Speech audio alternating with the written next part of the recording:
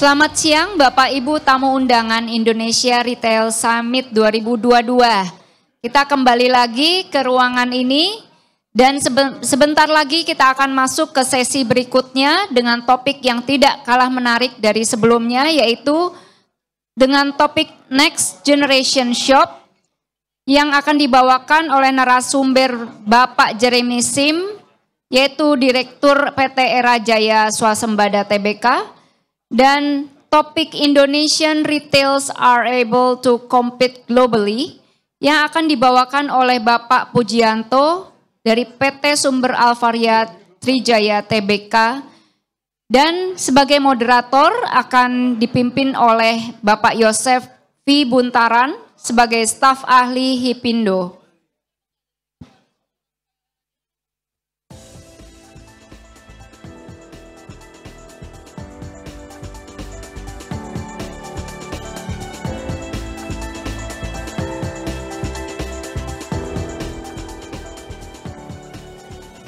Baik, kami persilahkan kepada Bapak Jeremy Sim, Bapak Pujianto, dan Bapak Yosef untuk naik ke atas stage.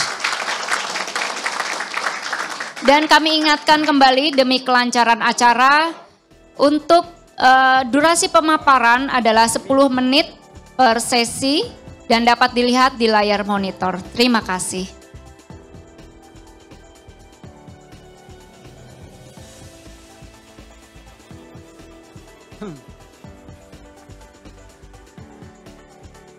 Oke, selamat siang. Salam sejahtera, salam sehat semua bagi kita yang ada di ruangan ini. Kita akan memasuki satu sesi yang luar biasa. Saya juga harus dilihat Pak, sampai ribuan orang yang datang di ruangan ini. Jadi memang topik ini akan menjadi topik yang sangat menarik, karena memang banyak orang ingin tahu, kalau sebelumnya kita selalu melihat tentang teori, tentang mimpi. Kalau yang ini adalah dua orang pelaku bisnis retail yang sudah punya bukti. Jadi saya rasa di forum kali ini sangat baik sekali kalau kita ingin tahu atau menggali banyak tentang strategik atau trik apa saja yang selama ini dua beliau ini nanti akan saya perkenalkan yang sudah dilakukan. Itulah sebetulnya sebagai bahan utama kita untuk mempersiapkan masa depan, khususnya di bidang retail. Nah, saya mau kenalkan dulu sebelah kanan saya ini Pak Jeremy. Pak Jeremy dari Era Jaya Group.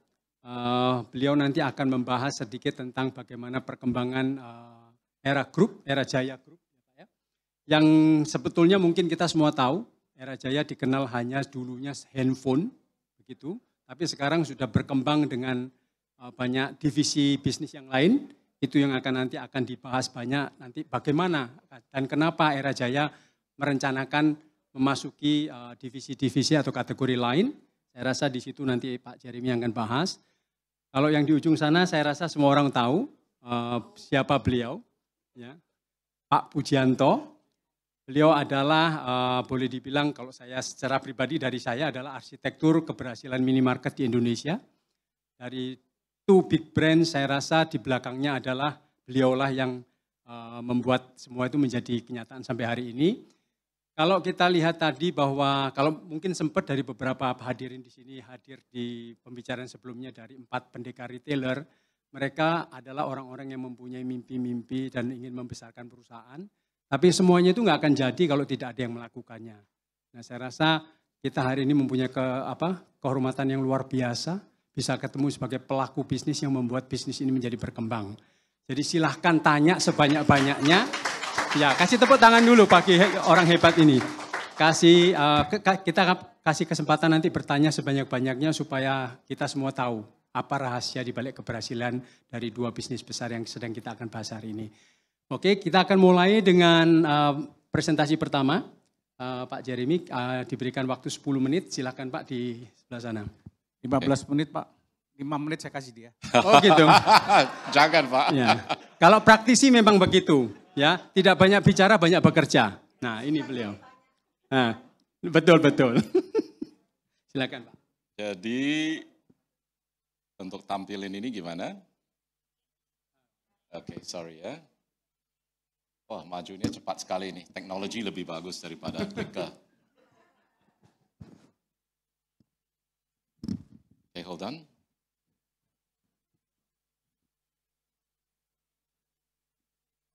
Oke. Jadi tadi judulnya ada sedikit salah.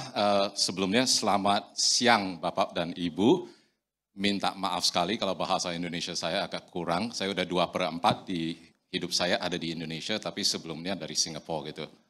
Paspornya masih merah, jadi minta maaf kalau bahasa Indonesia agak kurang ya.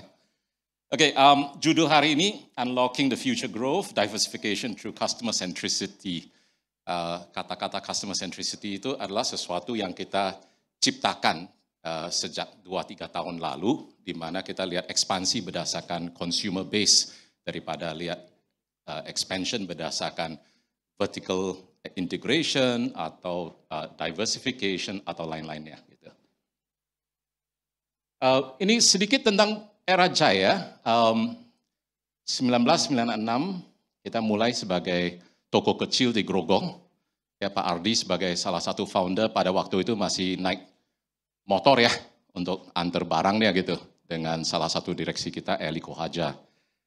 Kita IPO di 2011 mainly sebagai distributor. Pada saat waktu itu mungkin untuk retail kami masih sangat kecil ya dibandingkan dengan beberapa pemain yang lain.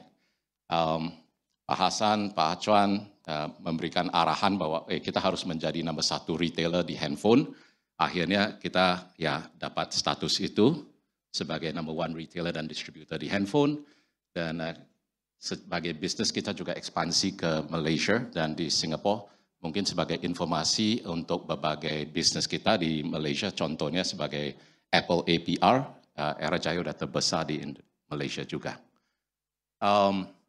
And tentu mungkin berapa tahun lalu banyak pengamat udah lihat bahwa kok Era Jaya sekarang ini udah masuk ke dalam bidang-bidang yang lain ya. Supermarket lah, skincare lah, dan lain-lainnya gitu. Jadi kaget juga gitu, banyak analis juga bilang bahwa, what's Era Jaya doing gitu, ya, going crazy atau apa gitu. Pak Edi akan marah-marah gitu nanti, oke? Ya, minta maaf Pak Edi ya. Net sales 11,5 triliun, net profit untuk Q1 290 miliar, ya malu di depan Pak Puji. Total assets 14,2 triliun di Q1 tahun ini, sama DE ratio atau debt ratio 0,37. Sebagai usaha kita selalu maintain kurang lebih di bawah 0,4, 0,6 paling tinggi lah ya kira-kira segitu. Jadi ini ikutin saran dari Pak Edi juga gitu. Jangan terlalu ekspansif tapi harus jaga cash flow-nya gitu. 2022 bersama dengan Alpha kita juga masuk ke dalam top 100 companies, walaupun Alpha lebih tinggi dibanding kita, jauh lebih tinggi. Pak Budiato Halim juga dapat sebagai Business Person of the Year, dan Forbes Indonesia mungkin top 50 companies ya. Mungkin bagi bapak-bapak dan ibu-ibu yang belum tahu, sebetulnya kita ada 4 vertical saat ini ya. Vertical pertama adalah Era Jaya Digital, di mana kita core business kita yang dulu kita sebutkan sebagai 3C, Communication, Computers, and Consumer Electronics, masuk ke sana. Era Jaya Active Lifestyle, di mana mungkin ada beberapa merek yang masuk ke sana, nanti Era Jaya Food and Nourishment, dan Era Jaya Beauty and Wellness. Ya. The push for diversification. Banyak orang tanyain, apakah sebetulnya handphone business udah sunset sih? Apakah gara-gara handphone business sunset maka kita masuk ke dalam bidang yang lain? Sebetulnya enggak juga ya. Jujur ngomong, handphone ini tahun Q1 ya, tahun ini kontribusi 56% ya. Ini bisnis Indonesia. Kalau kita ngomong termasuk bisnis di Malaysia, kita kontribusinya kurang lebih 73%. Berarti kurang lebih 27% itu udah dari non-handphone ya. Share of Era Jaya in mobile phone category itu 25,6%. Jadi dari seluruh industri, sebetulnya Era Jaya masih titik kecil aja gitu. Maka kesempatan untuk ekspansi masih sangat gede. Saat ini kita punya, sejak Q1, kita punya 1.111 toko. Sebelum akhir tahun, rencananya kita akan nambah kurang lebih sekitar 400 toko lagi. Jadi kurang lebih 1.500 toko. Ya. Salah satu sedikit jualan, titip jualan di sini, kita juga buka Eraphone Cloud Retail Partnership, di mana kita buka kesempatan buat Bapak dan Ibu, kalau ada ruko, mungkin ada sedikit uang, mau sewa tempat, mau buka partnership dengan kita, ya silakan. Nanti bisa masuk ke dalam website, bisa lihat terms and condition-nya, bagus sekali. Ya. Kurang lebih saat ini kita ada 53 toko yang sudah mau buka, dan ada 66 peminat yang sedang di-review juga. Gitu. Alright. Kalau kita lihat CAGR, ya, di berapa tahun terakhir, kita masih mencapai 13,4%. Berarti masih higher than a good double-digit growth, dan mudah-mudahan kita bisa maintain a good double-digit growth ke depan. So, what are we doing gitu sebetulnya? Nah, keluarlah jurus MBA. Saya bukan orang MBA ya, kebetulan. Ini Boston Consulting Group punya portfolio metrics, di mana kita lihat bahwa, smartphone kita ada di sini loh, tapi sebetulnya mungkin 5 tahun lagi kita akan masuk ke dalam cash cow. Nah setelah cash cow kemana? Ya kita semua tahulah ya gitu kemana gitu.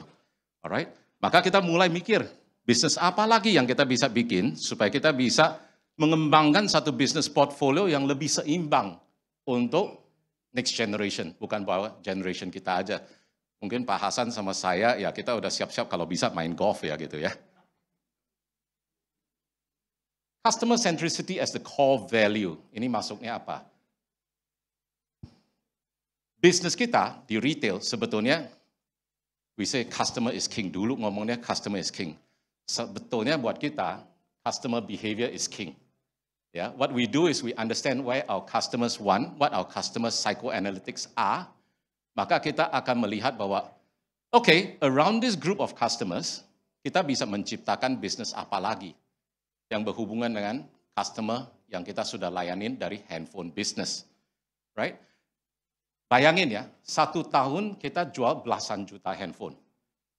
Kalau kita bisa nangkap kurang lebih 30% dari total customer base kita, berarti kita udah punya 6 juta, kurang lebih 5 juta sampai 6 juta customer base.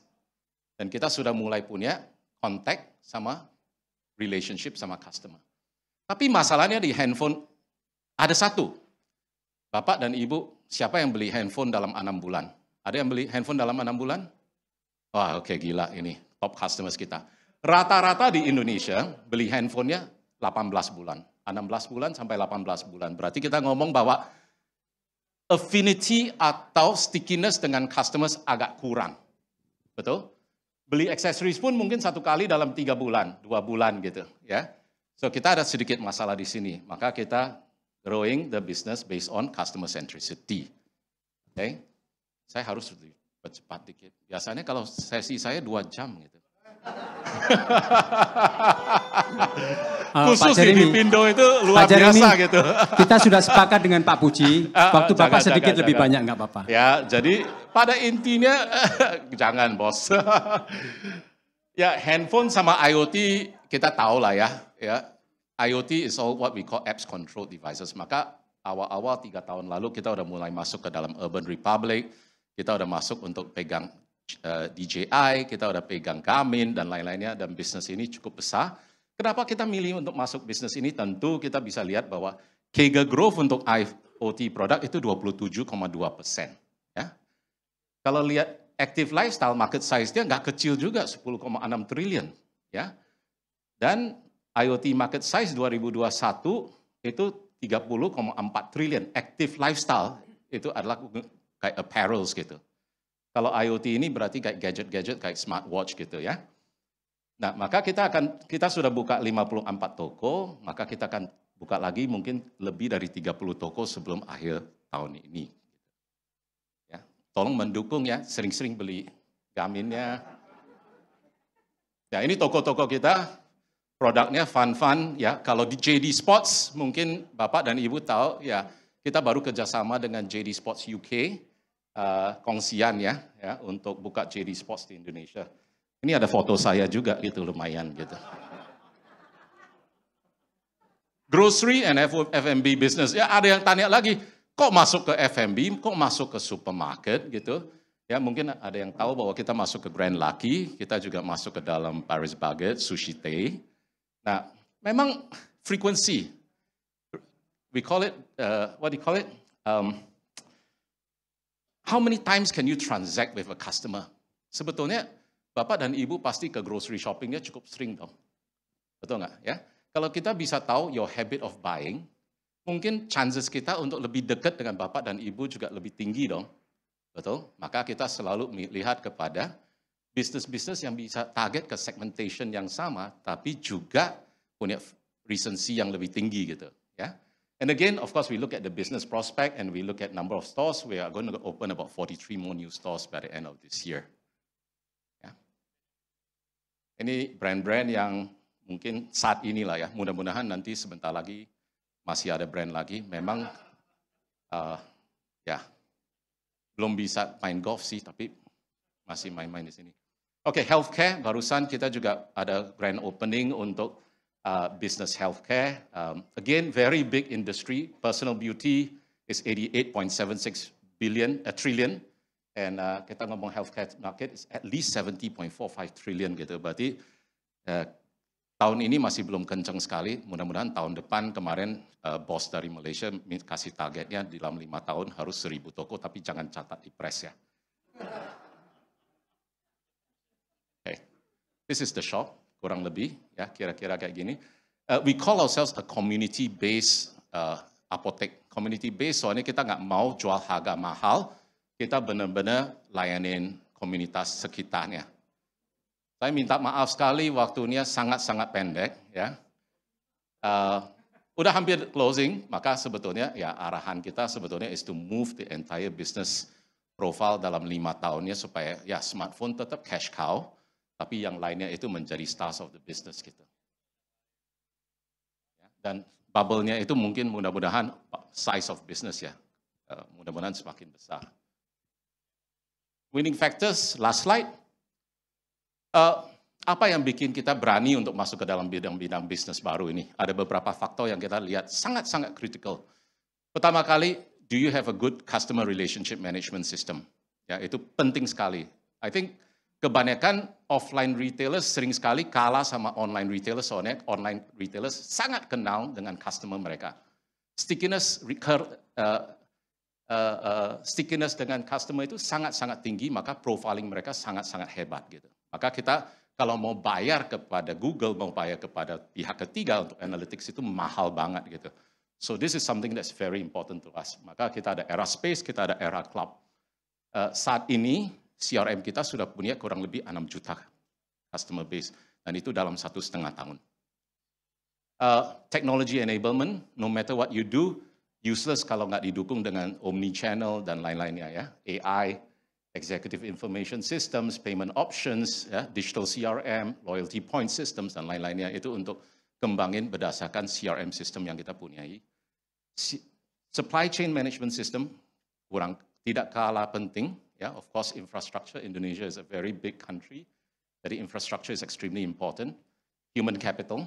Yeah, we have a very good team of HR people dengan online HR systems dan lain-lain untuk developing and grouping people.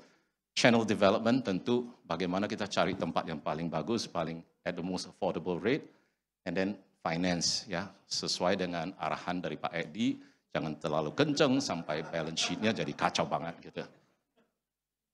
Okay, so I will share this with you, but I will not go too much into it. Too technical, too boring, ya. But this is basically the framework that we use to grow the business. Ya.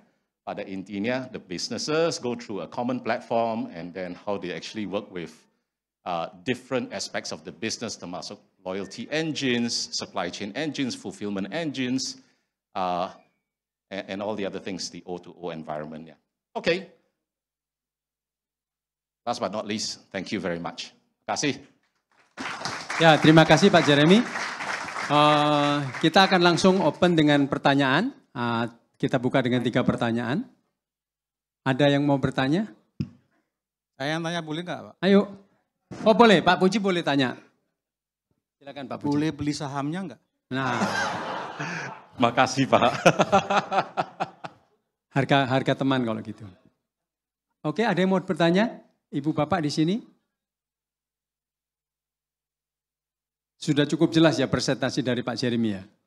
Jelas banget ya. Oke, saya sih sedikit memberikan gambaran. Kalau saya sedikit summary dengan apa yang sudah disampaikan Pak Jeremy, saya rasa secara semua korporasi selalu melihat potensi market, potensi besarnya market yang selalu dilihat untuk dipikirkan. Karena bagaimanapun juga Indonesia dengan 270 juta penduduknya adalah salah satu negara yang selalu dilihat sebagai punya potensi yang besar. Kita ingat bahwa Indonesia merupakan salah satu negara dengan peningkatan pendapatan per kapita yang sangat luar biasa. Kalau tidak salah di quote kemarin 5,44 itu paling tinggi saya rasa mungkin di dunia saya rasa. Jadi emang disitulah semua orang melihat bahwa Indonesia harus mulai bangkit lebih tangguh kalau nggak salah itu tagline-nya Indonesia. Tapi prinsipnya adalah bahwa Pak Jeremy memberikan gambaran bahwa semua korporasi harus selalu melihat ke depan. Berapa itu size dari market yang ada di Indonesia harus selalu dilihat. Tadi angkanya belakangnya semua pakai T. Nah itu yang membuat semua orang jadi ngiler harus melakukan banyak hal. Dan itu yang sudah dipersiapkan oleh Era Jaya Group. Dan yang penting sebetulnya jangan cuma memimpikan ingin grab the size of the market, tapi harus tahu what to do-nya. Nah saya rasa tadi 6 pilar yang disampaikan oleh Pak Jeremy adalah hal yang sangat clear banget bahwa Era Jaya mempunyai arahan yang sangat jelas dari 6 customer centricity itu benar-benar menjadi hal yang utama ya Pak Jeremy. Harus dipetanin satu-satu sehingga semua action plan itu benar-benar bisa mendukung rencana Era Jaya menjadi perusahaan besar nantinya in the next decade ya Pak ya. Oke, congratulations Pak Jeremy dan terima kasih. Terima kasih banyak Pak, terima kasih. Benar nggak ada pertanyaan? Oh ada. Hah? Iya, kalau bisa ditampung dulu ya Pak ya. Oh oke, sorry. Pak Puji, pertanyaan ada lagi selain saham? Nggak ada. Oke, selanjutnya kami berikan waktunya kepada Pak Puji. Silakan Pak.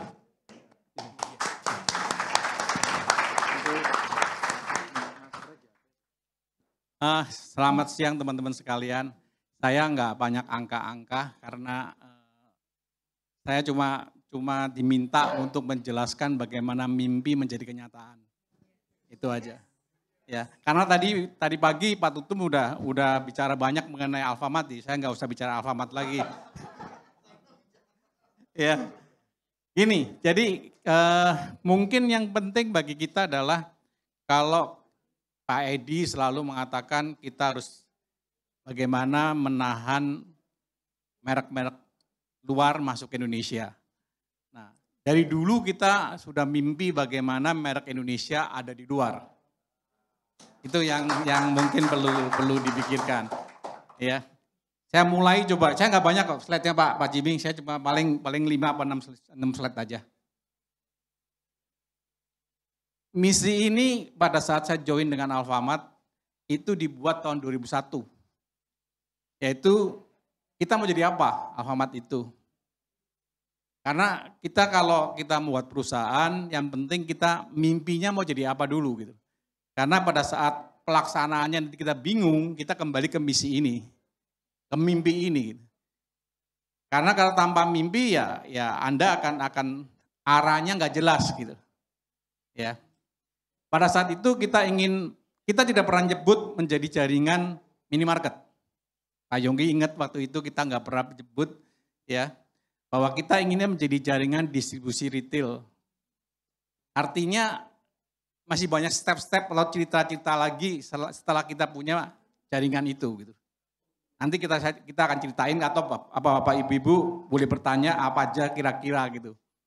Kemudian dimiliki oleh masyarakat luas. Artinya kita tidak mau hanya segelintir orang yang bisa menikmati itu. Ada sistem franchise, ada sistem operasi mandiri dan sebagainya. Nah ini menurut saya tadi pendekar-pendekar itu banyak diceritain mengenai pribadinya. Tapi kalau mimpinya menurut saya bukan itu. Gitu. Mimpinya adalah bagaimana membuat sebanyak mungkin pendekar-pendekar itu. Gitu. Itu yang kita inginkan. Jadi dengan sistem franchise, dengan sistem waralaba kita bisa dimiliki oleh orang banyak. Dan tadi pemberdayaan pengusaha kecil. Jadi sebelum ada G20, Bu Ane, ini tahun 2001 kita udah mimpi itu gitu. Ya, 21 tahun yang lalu gitu. Tepuk tangan. Ya, 21 tahun lalu. Kemudian ya tentunya pemenuhan kebutuhan itu jelas lah, karena kita jualan barang toh, itu jelas. Dan harapan konsumen. Dan ini pun menurut saya belum semuanya, karena masih ada mimpi-mimpi yang lain lagi. Bukan hanya jual barang sebenarnya.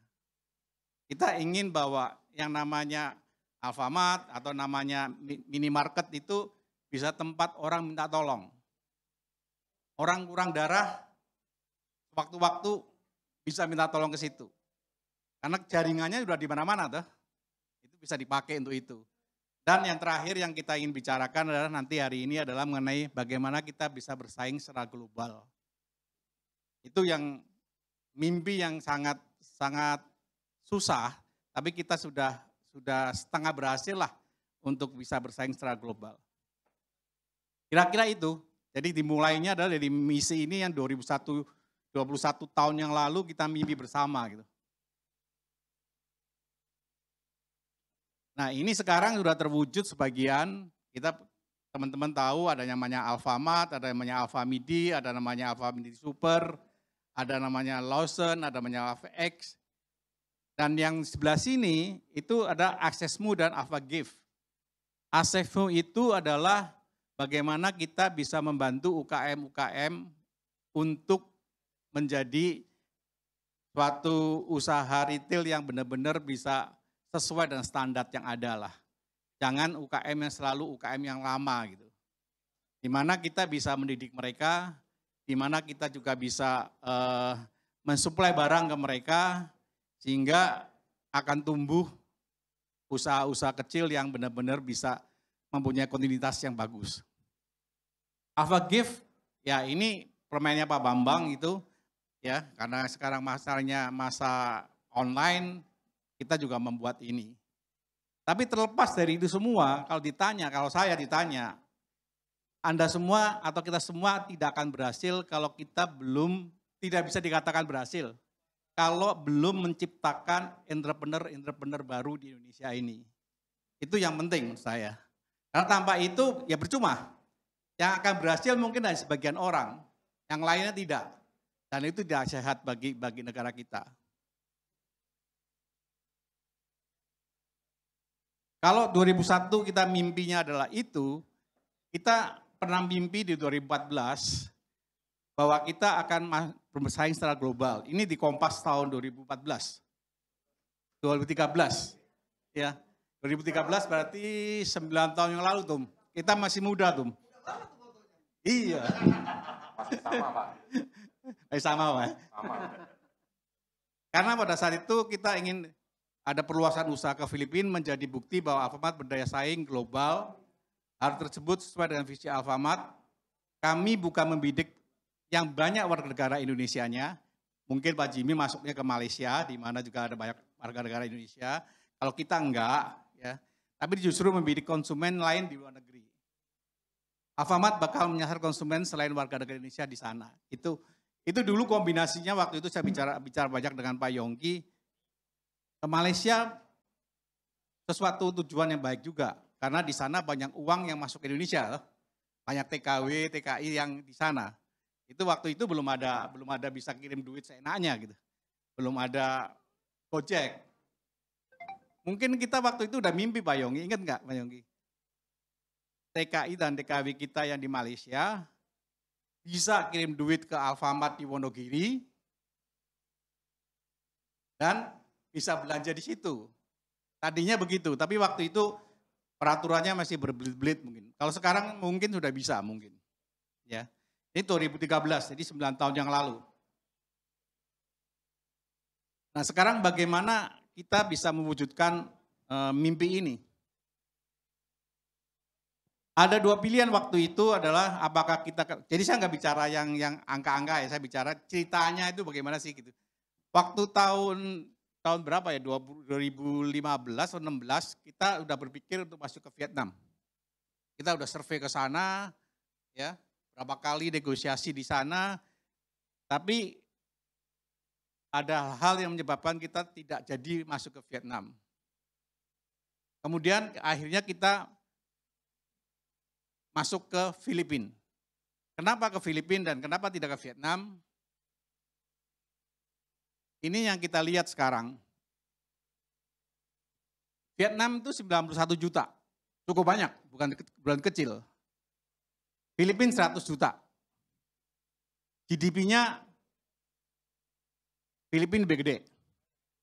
Politik sama-sama kondusif lah, walaupun di sini ada sedikit partai, politik komunis dan sebagainya di Vietnam. Regulasi terbuka, tapi tanda petik. Karena tidak semudah seperti di Indonesia. Di sana benar-benar banyak masalah. Antara wilayah dan wilayah itu juga berbeda. Ya. Kemudian kalau di Filipina kita mesti cari partner. Tanpa itu kita nggak bisa masuk. Jadi kalau teman-teman yang punya produk yang mau masuk ke Filipina pun harus dipikirkan. Tidak bisa hanya menunjuk distributor selesai, nggak bisa begitu. Ya. Terus kompetisi di sana belum ada yang namanya grocery store seperti kita. Adanya seperti 7-Eleven. Di Filipina itu sudah ada sekarang mungkin 2.600 atau 3.000 convenience store, 7-Eleven. Karena mereka basisnya USA. Menjadi basis daripada Amerika toh, di sana. Jadi udah lama sekali di sana ada 7-Eleven. Nah, kendala yang paling besar adalah mengenai bahasa. Di Vietnam mereka pakainya ada bahasa Vietnamese, kalau di Filipina bisa bahasa Inggris. Sehingga lebih mudah bagi kita untuk membawa manajemen kita ke sana dan bagaimana beradaptasi di sana. Dan bahasa Tagalog itu hampir sama sebenarnya. Ada kemiripan Tagalog. Nah, ini yang menyebabkan kita akhirnya memilih di Filipina. Nah, kalau kita lihat sekarang mengenai GDP, ternyata Filipina itu growth-nya lebih cepat daripada Indonesia. Kalau kita lihat 2014, 15, 16, 17, 18, yang biru itu di atas kita. Merah kita, biru itu Filipina. Hampir 6% Filipina. Hanya pada saat pandemi, penanganan pandemi mereka mungkin kurang bagus, sehingga turun sampai ke bawah, tapi sekarang udah mulai growth lagi. Sehingga kita lihat bahwa potensi di Filipina itu lebih bagus. Kalau teman-teman ke sana, Filipina itu kurang lebih adalah 20 tahun Indonesia dulu. Ya, 20 tahun yang lalu gitu. Secara umum ya. Tapi kalau kita bicara Manila, ya lain. Manila itu sangat berkembang, sangat cepat sekali. Nah, kalau kita ingin waktu kita cari partner, itu tuh kita nggak susah. Nggak gampang cari partner gitu. Kita waktu itu ada yang namanya SM, ada Pure Gold, ada Robinson, ada Metro, ada Mercury. Mercury ini lebih banyak ke seperti wellness mungkin, atau sebagai Guardian, yang jumlahnya juga hampir 4.000-an mungkin. Mercury drug di sana, kuasai. Akhirnya waktu itu kita pilih SM. Siapa itu SM? SM itu punya mall Arvasia, dia kurang lebih punya hampir 200 mall, 200 loh, mall di Filipina. Jadi bisa bayangin gitu. Ya. Kemudian dia punya supermarket, di setiap mallnya pasti ada supermarket. Kemudian ada hypermarket, dan salah satu orang yang mengembangkan di sana adalah orang bekas Makro. Ya. Kemudian dia ambil Watermart, supermarket juga, dan Save More. Save More itu semacam nantinya mungkin saya pikir akan jadi seperti Aldi. Ya. BDO itu adalah BCA-nya Filipina. Jadi mereka punya bank sendiri dan juga China Bank. SMDC itu development daripada seluruh mall mereka. Juga perumahan.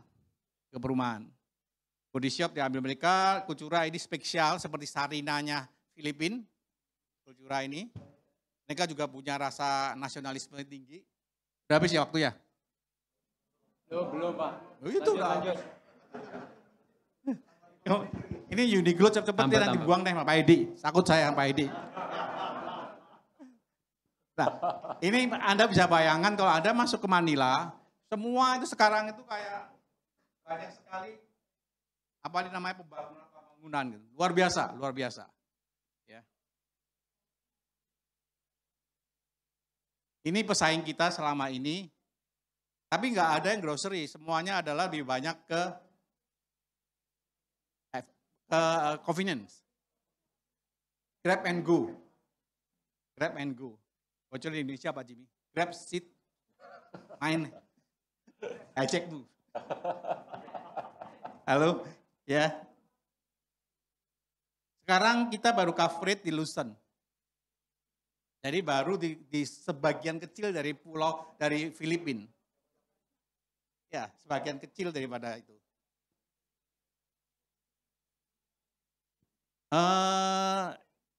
Susah untuk join dengan orang karena culture-nya harus disamakan. Kita butuh waktu gitu ya. Ini kalau Pak Jibi lihat kita perkembangannya sangat lambat juga. Ya sangat lambat, walaupun terakhir baru kita naik dengan lebih baik lagi. Harusnya kalau nggak ada pandemi 2000-nya itu udah lewat. Gitu ya. Tapi sekarang kita punya cita-cita naik 2023 1.900 dan pada saat ulang tahun owner Pak Joko akan 2.000 di situ ada bulan Februari gitu. Dan Pak Tutum diajak ke sana katanya Pak Yongki diajak ke sana. Nah, kalau saya ditanya buat apa kita mesti buka Alfamart di Filipina gitu. Mimpi saya pribadi sewaktu itu adalah Alfamart menjadi tempat showcase-nya daripada produk Indonesia. Itu yang mestinya harus kita buat gitu loh. Nah, cuma masalahnya adalah Anda sebagai supplier mesti benar-benar mentaati di sana. Jangan hanya kasih ke distributor. Tidak mungkin. Satu. Kedua, cara marketingnya juga berbeda. Di sana semuanya adalah above the line. Orang sana lebih canggih dari kita. Ya walaupun jaringannya lebih jelek, tapi mereka udah main semuanya adalah above the line. Itu yang perlu diketahui gitu. Jadi bagian dari marketing kosmu mesti ke sana semua gitu. Dan satu lagi untuk para supplier, pengiriman barang di sana sangat susah. Infrastruktur belum sebaik Indonesia. Sehingga di situ Anda harus pikirkan mengenai cost-nya. Ya. Itu ada Indomie, kemudian ada Icitan, kemudian sudah ada Beng-Beng, ya, kemudian ada beberapa. Dan yang paling penting ini nih. Ini udah menguasai market share nomor 1 di sana. Yang seperti Antangin ya. Yang punya Kino. Mereknya lain Pak. Jadi Anda tidak bisa buat kirim barang, hanya kirim barang dengan merek sama. Belum tentu bisa diterima. Harus buat brand yang mereknya agak Portugis di sana. Yang suaranya suara Inggris gitu loh. Ya. Itu baru bisa masuk ke sana. Pak Puji harus diingatkan juga akhirnya. Apa? Harus diingatkan juga akhirnya. Oh iya. Terima kasih. Ini toko kita. Ini toko kita. Ya. Kita mungkin harus bangga bahwa Alfamart sudah ada di sana. Ini toko pada saat 500 itu udah cepat itu di ujung sana. Di ujung sana. Ini itu wine. Jadi kita di sana bisa mabok-mabokan.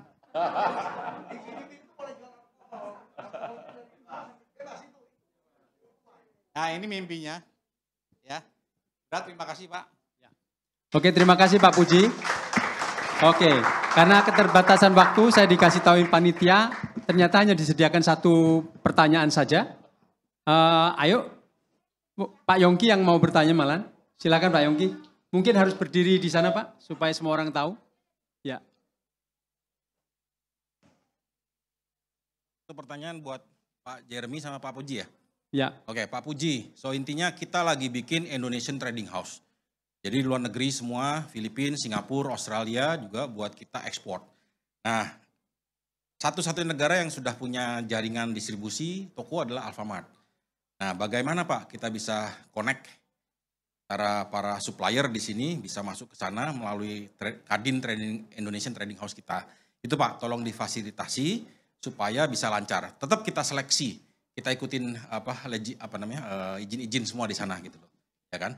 Kayak gitu Pak. Nah kira-kira next step-nya apa? Nah kedua Pak Jeremy, tadi saya sering disebut sama Pak Puji, kenapa Pak? Karena saya udah jadi dukunnya Pak Puji Pak. Jadi dia mimpi apa saya yang suruh terjemahin, gitu ya. So intinya saya melihat pasar Indonesia ini bergerak dari supply era tahun 80-an ke market era tahun 2000-an, sekarang masuk ke imagination era. Gitu, imajinasi. Siapa yang bisa fulfill imajinasi, dia yang menang, Pak. Makanya kita create a lot of imagination gitu ya.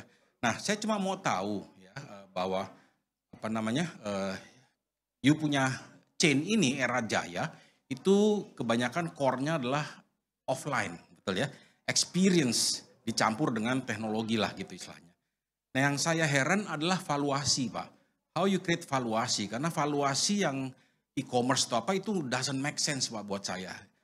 Bisnis ini ada di offline Pak gitu istilahnya, didukung dengan teknologi. Nah how you persuade, kalau itu duit ratusan triliun, ribuan triliun kasih ke Bapak kan udah jalan semua Pak gitu ya. So what do you think about the valuation? Ini nilai cara menghitung valuasi ini nih yang masih menjadi dilema buat teman-teman di sini, gitu istilahnya. Itu aja sih Pak. Pak Puji. Apa gimana panjang banget nih? Oke, sampai lali ya.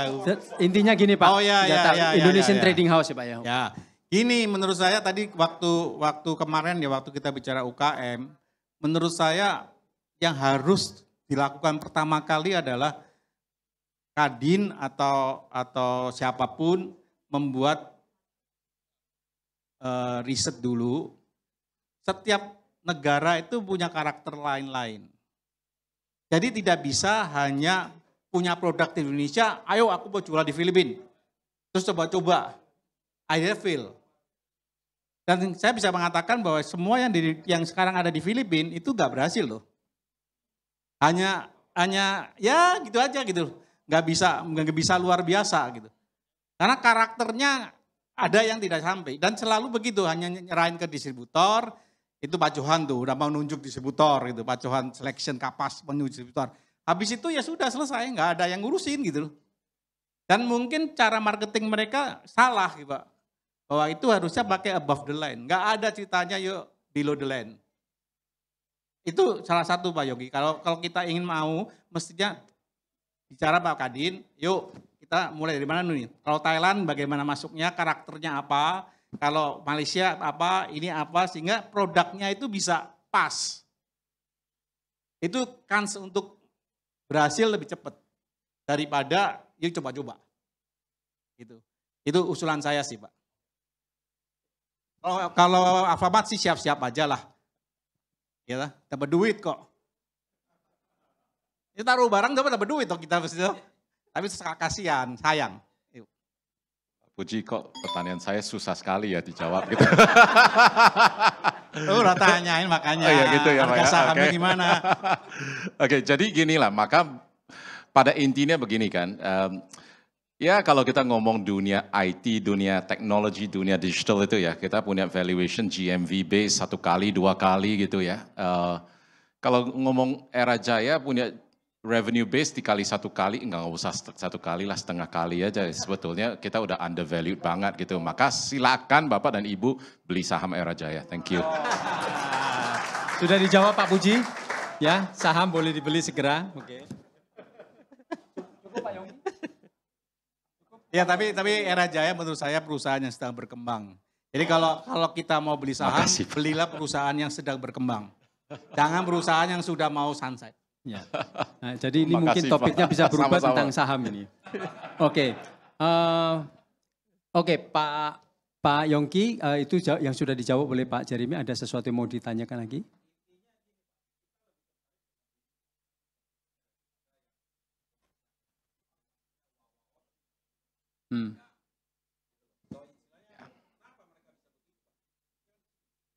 Ya, itu sebetulnya kita ngomongnya kadang-kadang high risk, high returns ya gitu ya. So sebetulnya ini adalah investment portfolio kan, bisnis-bisnis tertentu high risk, high return gitu, right? But kalau kita udah kenal dengan industri, tentu itu kita udah tahu mechanics-nya, kita udah tahu segalanya tentang how it works gitu, key drivers, business drivers, segala macam udah tahu. Maka sebetulnya traditional companies kayak kita sebetulnya udah mengarah kepada omni channel. Kita sudah ada era express di mana kita pengirimannya dalam 3 jam. Itu semua udah ada di dalam grupnya. Ya, tapi memang penilaian perusahaan itu beda sekali lah dengan online company-nya gitu. Ya. Oke, saya rasa saya ingin mengucapkan banyak terima kasih kepada... Kok cuma doang? Ya, memang dibatasi oleh panitia ini Pak. Ini saya sudah dibisikin di belakang. Ya, karena akan ada acara selanjutnya. Jadi Pak Jeremy terima kasih banyak atas sharingnya. Pak Puji juga terima kasih banyak atas sharingnya. Dari Pak Puji sedikit saya tambahkan saja bahwa memang semuanya dimulai dari mimpi. Tapi ujung-ujungnya mimpi tetap harus ada yang bisa eksekusi. Kalau nggak ada eksekusi mimpi doang nanti tidak akan ada hasilnya. Yang pasti saya lihat bahwa tujuan utama untuk bersaing secara global adalah menjadi mimpi yang paling utama ya Pak ya. Sehingga sekarang pun sudah mulai memasuki Filipina dan mungkin bisa akan ke negara-negara yang lain. Tapi tetap yang saya kagumi adalah walaupun mau berkembang secara global, Pak Puji dan Alfa maksudnya secara grup ingin tetap memperhatikan UKM. Karena disitulah sebetulnya yang penting untuk mendukung sendiri perekonomian Indonesia. Dan Pak Puji juga mempunyai istilahnya mimpi sukses itu bahwa ukurannya adalah lebih banyak new entrepreneurs. Jadi silakan yang muda-muda belajar sama Pak Puji ini bagaimana menjadi very successful entrepreneurs. Dan yang terakhir adalah Pak Puji juga tadi memberikan sedikit gambaran bahwa kalau Alfamart berkembang internationally maka ada chance untuk menunjukkan produk-produk Indonesia tapi dengan cara-cara yang tadi sudah disampaikan tidak bisa hanya kirim dan tunjuk distributor. Harus ada pengertian yang lebih mendalam tentang bagaimana di setiap negara mempunyai perbedaan cara menjual barang dan membuat sukses. Kira-kira itu yang bisa saya simpulkan dari Pak Puji. Masih banyak yang mau ditanyakan mungkin nanti bisa di-approach setelah acara ini karena beliau masih ada di sini. Oke. Jadi sekali lagi terima kasih banyak kepada Bapak dan Ibu semuanya yang telah menghadiri acara ini. Sukses buat kita, sehat selalu, selamat sore. Oke, terima kasih kepada para pembicara, Pak Jeremy Sim, Pak Pujianto, dan Pak Yosef sebagai moderator. Kami mohon tetap di stage, Bapak. Dan saya minta kepada Pak Nugroho sebagai Dewan Pembina Hipindo untuk memberikan ucapan terima kasih kepada para narasumber dan moderator. Dan diakhiri dengan foto bersama.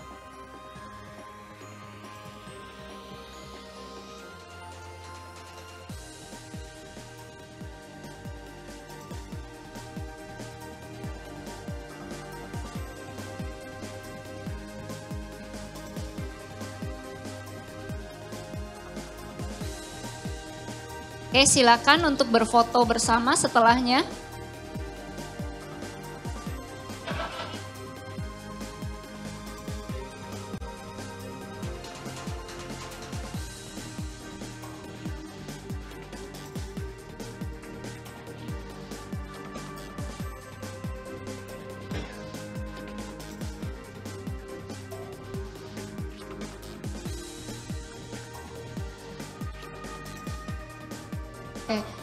Terima kasih, silakan untuk berfoto bersama. Dan kepada Bapak dan Ibu yang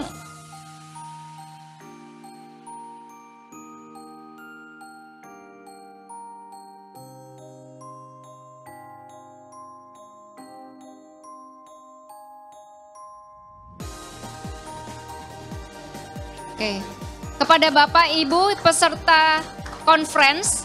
Setelah sesi ini akan ada sesi yang tidak kalah menarik mengenai love story in F&B bersama Bapak Charlie dan Bapak Edward. Kami mohon untuk Bapak dan Ibu tetap stay yang ingin mengikuti sesi conference selanjutnya. Dan kita akan persiapan selama 5 menit sebelum sesi berikutnya. Terima kasih.